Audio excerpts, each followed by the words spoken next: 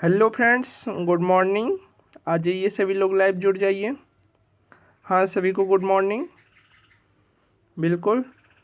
तो फ्रेंड्स, आज जो है हम लोग बायोलॉजी से क्वेश्चन देखेंगे और बायोलॉजी में जो है अब हम चैप्टर वाइज क्वेश्चन देखेंगे। ठीक है, ये इधर उधर से जितना भी इम्पोर्टेंट क्वेश्चन हुआ करता था वो हमने दे दिया। अब जो है चैप्टर वाइज देखेंगे क्वेश्चन।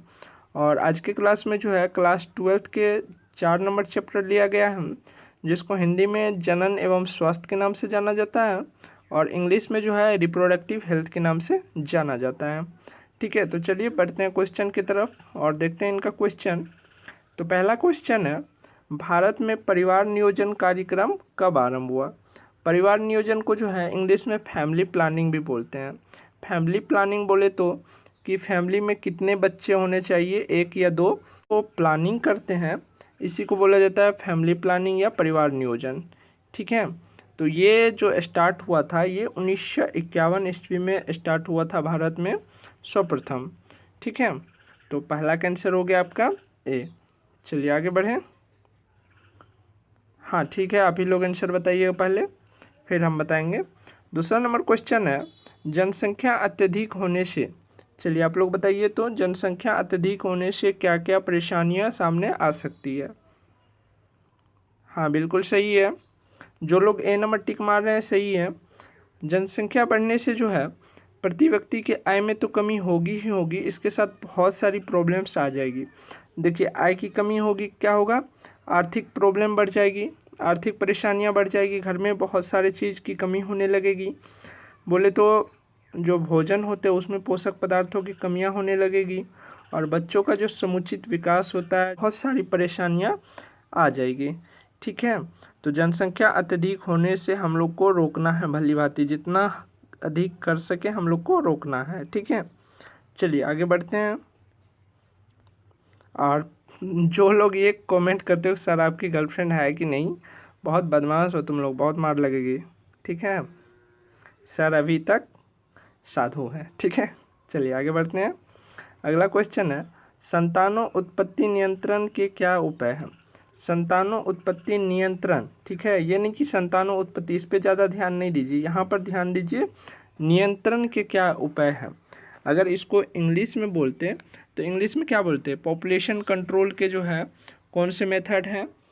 ठीक है, अगर इंग्लिश में बोलते तो इसका क्या हो जाएगा? हार्मोनल हो जाएगा पहला। ठीक है, दूसरा प्राकृतिक विधि और तीसरा यांत्रिक विधि, अर्थात क्या हो जाएगा? डी नंबर हो जाएगा ऑल के ऑल।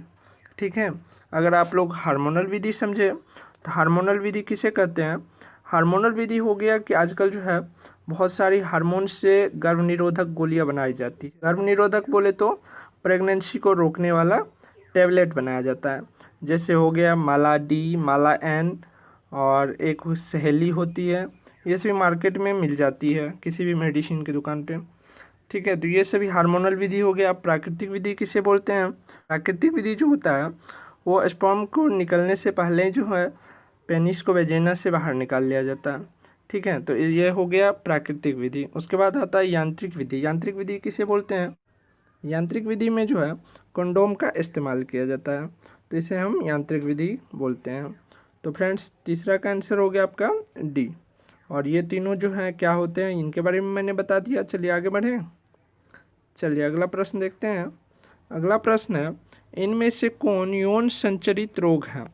यौन संचरित रोग को इंग्लिश में क्या बोलते हैं? Sexually transmitted disease. ठीक है, एसटीडी, और आपको एसटीडीएस भी लगा रहेगा, सेक्सुअल ट्रांसमिटेड डिजीज।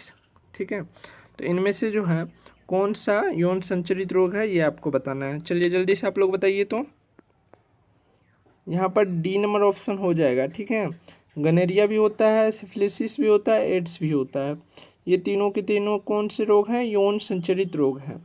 तो 4 का आंसर हो गया आपका डी। चलिए आगे बढ़ें। चलिए अगला प्रश्न देखते हैं। अगला प्रश्न है, एड्स से बचाव के लिए किसका इस्तेमाल करना चाहिए?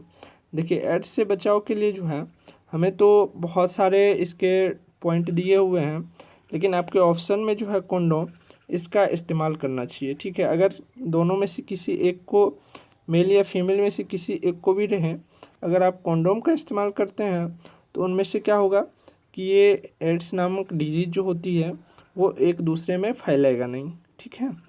और ये कॉपर टी, माला डी, ये सब क्या है, ये सभी जो है फर्टिलाइजेशन नहीं होने देता है। उनका ये जो है दवा है या मेथड है फर्टिलाइजेशन को रोकने का। लेकिन कॉन्डोम जो है वो एड्स रोग से बचाव के लिए एक उपकरण है। चलिए आगे बढ़ें।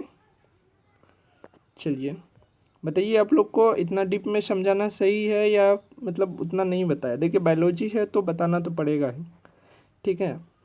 तो नॉर्मल लेके पढ़िए, पढ़ाई समझ के पढ़िए। चलिए छठा नंबर क्वेश्चन देखते हैं। छठा नंबर क्वेश्चन है, वास्ट डिफरेंस को काट कर बांधने की विधि क्या कहलाती है?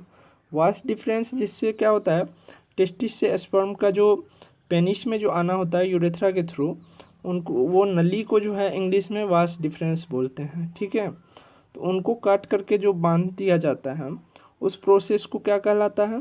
देखिए वास्ट डिफरेंस को कट करके बांधा गया है तो क्या हो जाएगा, वस्कोटोमी, वस्कोटोमी। तो यहाँ से याद रखिएगा, वास्ट डिफरेंस यानी कि वस्कोटोमी।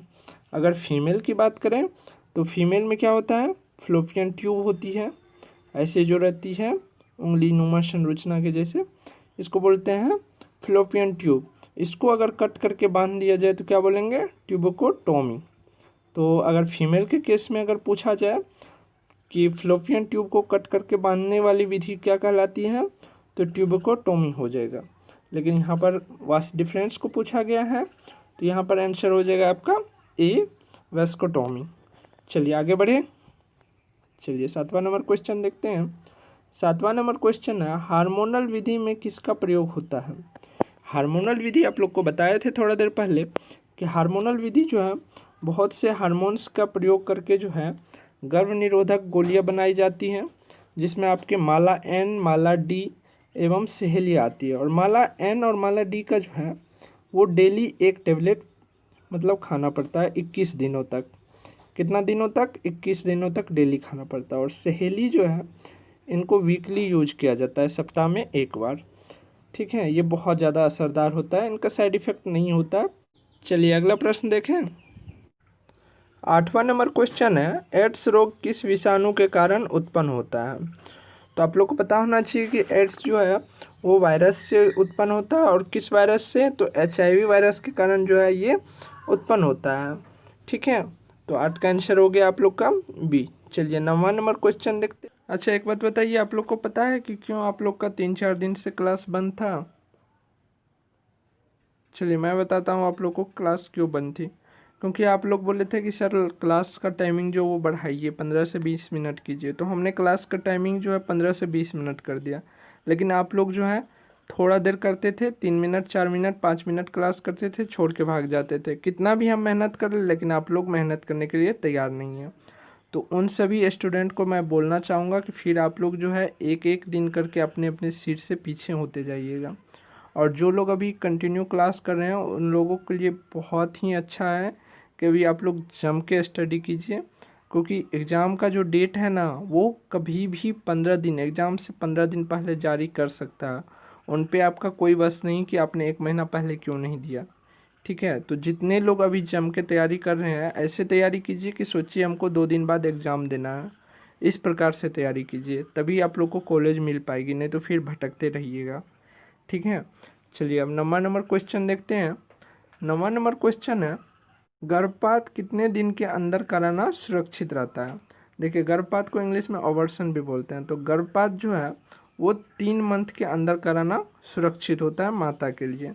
अगर 3 मंथ के बाद अबॉर्शन करवाते हैं तो माता को जो है बहुत ज़्यादा परेशानी होती है, ब्लीडिंग होती है और वीकनेस तो पूछिए ही मत, ठीक है। अगर 3 मंथ बोले तो कितना वीक हो जाएगा? 12 वीक हो जाएगा, 12 वीक हो जाएंगे। आंसर हो गया सी। चलिए आगे बढ़ते हैं। 10वां नंबर क्वेश्चन देखते हैं। 10वां नंबर क्वेश्चन है, गनोरिया रोग किसके द्वारा उत्पन्न होता है? देखिए गनोरिया जो है एक प्रकार का बैक्टीरिया से उत्पन्न होने वाला रोग है, जो कि अगर पुरुष में बात करें तो पुरुष की मूत्रनली तथा स्त्री में जो है गर्भाशय की ग्रीवा जो होती है इसके वजह से संक्रमित हो जाती है। तो यही होता है गनोरिया, जो फीमेल और मेल दोनों को होती है और ये बैक्टीरिया के कारण उत्पन्न होता है। तो फ्रेंड्स यहाँ पर 10 का आंसर हो गया आप लोग का सी। और आज हम लोग यहीं पर क्लास समाप्त करते हैं। क्योंकि लंबी वीडियो हो जाएगी तो फिर आप लोग का पढ़ने में मन नहीं लगेगा। इसीलिए जो है अब केवल 10 या 11 मिनट का ही वीडियो लाएंगे। इससे क्या होगा कि आप लोग कम से कम 10 मिनट तो पढ़िएगा, क्योंकि ज़्यादा टाइम तो आप लोग के पास है नहीं जो पढ़िएगा। तो आज के लिए बस इतना ही, मिलते हैं नेक्स्ट डे।